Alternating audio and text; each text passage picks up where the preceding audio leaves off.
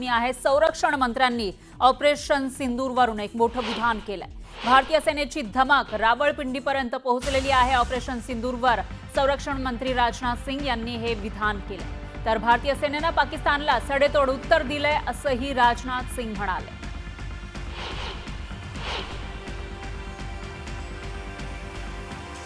भारतीय सेना ने शौर्य और पराक्रम के साथ साथ संयम का भी परिचय देते हुए पाकिस्तान के अन्य ठिकानों पर भी प्रहार करके करारा जवाब दिया है। हमने केवल सीमा से सटे सैन्य ठिकानों पर ही नहीं कार्रवाई की, बल्कि भारत की सेनाओं की धमक उस रावलपिंडी तक सुनी गई, जहां पाकिस्तानी फौज का हेडक्वार्टर मौजूद है।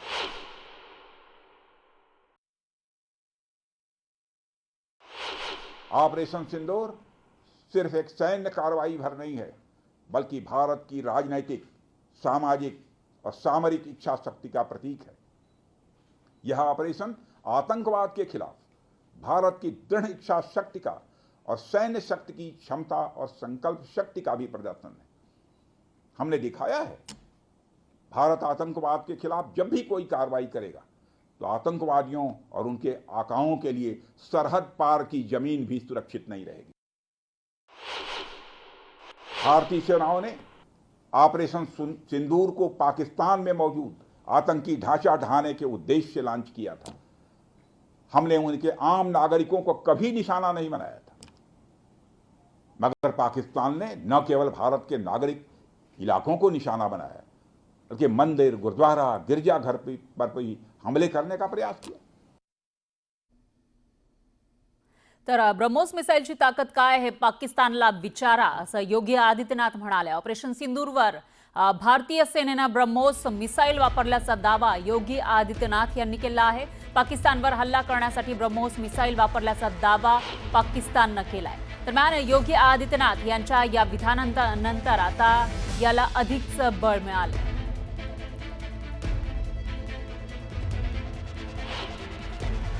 ब्रह्मोस मिसाइल क्या होती है, अभी आपने ऑपरेशन सिंदूर के अंदर इस मिसाइल के पराक्रम की एक झलक देखी होगी, और नहीं देखी होगी तो कम से कम पाकिस्तान वालों से पूछ लेना चाहिए कि ब्रह्मोस मिसाइल की ताकत क्या है।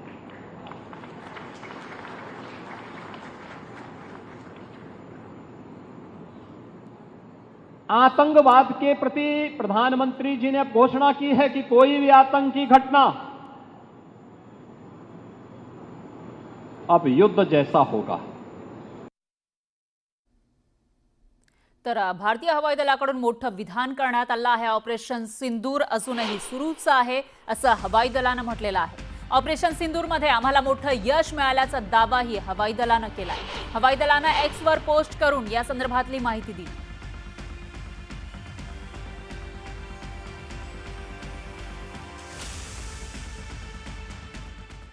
दरम्यान विरोधी पक्षनेते राहुल गांधींनी पंतप्रधान मोदींना पत्र लिहिलंय। ऑपरेशन सिंदूर आणि पहलगाम त्याचबरोबर ताज्या घडामोडींवर संसदेचं विशेष अधिवेशन बोलावण्याची मागणी राहुल गांधींनी केली।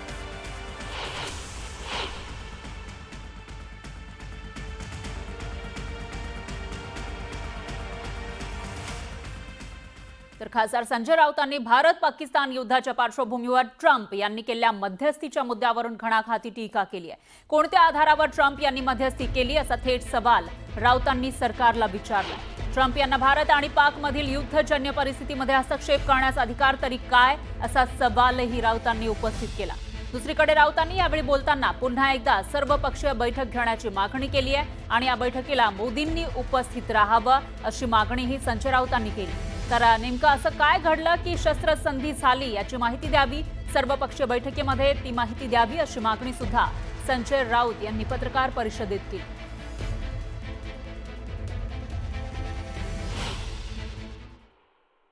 भारतासारख्या देशाला, देशाच्या प्रधानमंत्र्याला जो अखिलेची दिवे पाजळत होते कालपर्यंत, त्यांना शोभत नाही। कुठे गेले सगळे भक्त, अंधभक्त?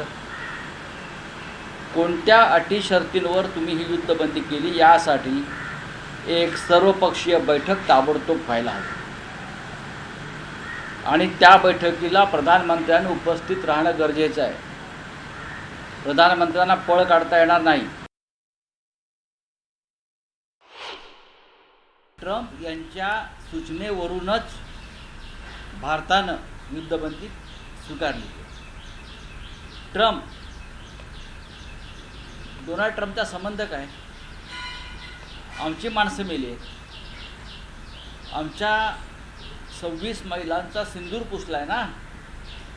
मग ऑपरेशन सिंदूर पूर्ण झाल्याशिवाय ट्रम्प हे मध्यस्थी कोणत्या अधिकारात करताय? वेळ अशी होती की पाकिस्तानला कायमस्वरूपी धडा शिकवण्याची वेळ असताना, संधी असताना, आणि भारतीय सैन्याचं मनोबल प्रचंड उंचावलेलं असताना देशाच्या राजकीय नेतृत्वानं अचानक कच खाल्ली. देशाच्या राजकीय नेतृत्वानं कच खाल्ली आणि आमच्या सैन्याचं आणि देशाचं मनोबल हे त्यांनी उद्ध्वस्त केलं. कोणासाठी? President Trump. तर शस्त्रसंधीच्या निर्णयानंतर खासदार कपिल सिब्बल यांनी सुद्धा सर्वपक्षीय बैठक बोलावण्याची मागणी केली आहे. तो हम आज कोई आलोचना नहीं करेंगे क्योंकि ये वक्त आलोचना का नहीं है. हम इतना ही कहेंगे कि आप स्पेशल सेशन बुलाइए. हम इतना ही कहेंगे कि स्पेशल एक ऑल पार्टी मीटिंग बुलाइए.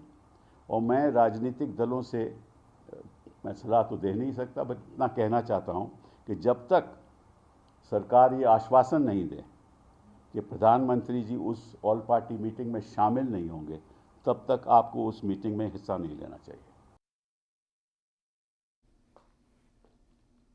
तर पाकिस्तानकडे गमावण्यासारखं काही नाही, पण आपल्याकडे खूप काही आहे, त्यामुळे शस्त्रसंधी केली, असं राष्ट्रवादी काँग्रेसचे नेते प्रफुल्ल पटेल यांनी म्हटलेलं आहे.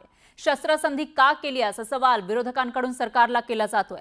यावर प्रफुल्ल पटेल यांनी सत्ताधाऱ्यांची भूमिका स्पष्ट केली. राष्ट्र आहे, आपल्याला गमवायचा खूप सारा आहे, पाकिस्तानला गमवायला काहीच नाही. कारण शेवटी तो फेल्ड राज्य आहे, देश आहे, आणि तिथे सामान्य नागरिकांना आज किती कष्ट घ्यावं लागते ते आज सगळ्यांना दिसून येत आहे. गेल्या काही दिवसांपासून भारत आणि पाकमधील तणावपूर्ण वातावरणानंतर आता काही प्रमाणामध्ये काश्मीरमध्ये पुन्हा एकदा जनजीवन पूर्वपदावर येताना दिसतंय. बारामुल्ला, अनंतनाग तसंच कुलगाममध्ये वातावरण आता काही प्रमाणामध्ये पूर्वपदावर येत आहे. त्यामुळे स्थानिकांना आता दैनंदिन कामकाजालाही सुरुवात त्यांनी केलेली आहे असं दिसून येत आहे.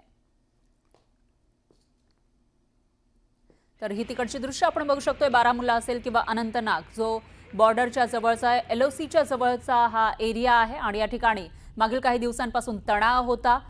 एकीकडे भारतीय सैन्य सज्ज होतं, तर दुसरीकडे पाकिस्तानकडून भ्याड हल्ले केले जात होते.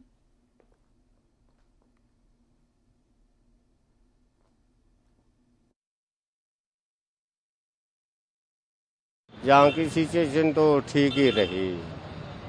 लाइट भी पूरे टाइम पे आ गई थी, तो बाकी सब ठीक ही रहा, कोई हलचल नहीं हुई. कोई कुछ नहीं यहाँ हुआ, नॉर्मल रहा. रात को ठीक रहा. यहाँ पे तो कोई जो शेलिंग वगैरह हुई नहीं है. वो अखनूर में बता रहे थे थोड़ा कि वहाँ पे हुई है, तो उसके लिए पहले इन्होंने लाइट ऑन की थी, फिर बंद करवा दी बाद में. तो बाकी ठीक रहा यहाँ पे, कोई ऐसी बात नहीं. कोई यहाँ पे कोई नहीं हुआ. सांबा में कोई नहीं है, अखनूर की तरफ बता रहे थे कि वहाँ पे हो रहा है, तो यहाँ पे ठीक था. और रात को जो माहौल था वो नॉर्मल ही था, कोई इतना वो नहीं था. पहले तो बहुत मिसाइलें वगैरह आती थी, रात को कुछ इतना नहीं था. सांबा में ठीक ठाक ही रहा सब. जी, सबसे पहले तो मैं अल्लाह का शुक्र अदा करता हूँ कि अल्लाह ताला ने इस बड़ी मुसीबत से, इस बड़ी परेशानी से हमें निजात दिलाई. सुनने में आया है कि सीज़ फायर हो चुका है. तो 7 दिन से हमारा जो ये चौकी बल का मार्केट है बंद पड़ा था. तो जब जान है तो जहान है, लोगों को अपनी जान की पड़ी थी. रात को जब सुना कि सीज़ फायर हुआ तो काफ़ी खुशी हुई. अब अल्हम्दुलिल्लाह थोड़ा थोड़ा मार्केट खुल रहा है. लेकिन इन 7 दिनों में जो हमारे इस इलाके का नुकसान हुआ है वो लामहदूद है. यहाँ हमारे इस मार्केट में भी शेलिंग हुई है. काफ़ी दुकानदार भाई ऐसे हैं जिनकी दुकानों में शेल लगे हैं, जिनकी दुकानें टोटल ख़त्म हो चुकी हैं। हमने हमारी ज़िंदगी जो है वो बिल्कुल बेसुकूनी हो चुकी थी इस शेलिंग से। हम अपने घर छोड़ के, घर बार छोड़ के कहीं दूसरी जगह पे शिफ्ट हो चुके थे। हमें जो तकलीफ़ हुई वो शायद ही कोई दूसरा समझ सके। जितनी तकलीफ़ हमने उठाई है, आइंदा के लिए हम ये तकलीफ़ ना उठा सकें, और गवर्नमेंट से अपील करते हैं कि हमारे लिए कुछ ना इंतज़ाम किया जाए, बैंकर्स का इंतज़ाम किया जाए। तर भारत पाकिस्तान दरम्यान निर्माण झालेली युद्धजन्य परिस्थिती आणि काही दिवसांपूर्वी आला धमकीचा संदेश या पार्श्वभूमीवर काही मोठे निर्णय हे घेण्यात आलेले आहेत आणि त्यामध्येच दुसरी एक माहिती समोर येते ती म्हणजे काश्मीर खोऱ्यामध्ये सुरू असलेल्या मुसळधार पावसामुळे सलाल धरणाच्या पातळीमध्ये वाढ झाली आहे। चिनाब नदीवरील सलाल धरणातून मोठ्या प्रमाणावर पाण्याचा विसर्ग सुरू झालाय। जम्मू काश्मीरमध्ये सतत पाऊस पडतोय, त्यामुळे चिनाब नदीतील पिण्याचा पाण्याचा प्रवाह हा वाढलेला आहे। त्यामुळे सलाल धरणाचे दरवाजे उघडण्यात आले। तर सलाल धरणातून विसर्ग करण्यात आला आहे। बगलिहार धरणामधून सुद्धा पाण्याचा विसर्ग केला जातोय, कारण या परिसरामध्ये पाऊस पडतोय आणि या धरणांमध्ये पाण्याची पातळी वाढल्यानं या धरणांमधून पाण्याचा विसर्ग केला जातो। तेव्हाची ही दृश्य आपण बघू शकतो।